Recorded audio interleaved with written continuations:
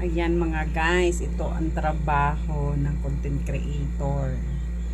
Isip ka ng isip ng video mo, pagkatapos kailangan mo pang mag-engage. Kailangan replyan mo lahat ng nagko-comment sa iyo.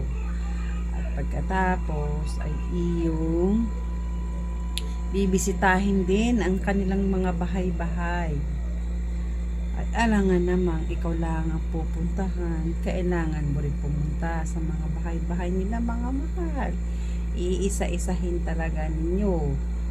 At magtatampo ang mga yan, baka mamaya ay hindi na bumalik.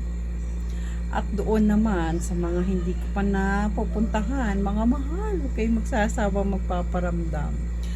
At nang matukoy ko ang inyong mga bahay-bahay, ay gustong gusto ko yaan. Iwan na kayo ng mag-iwan ng kalat at talagang kayo ay aking babalikan, pupuntahan. Maniwala man kayo mga mahal. Ay labing-labing laang din eh.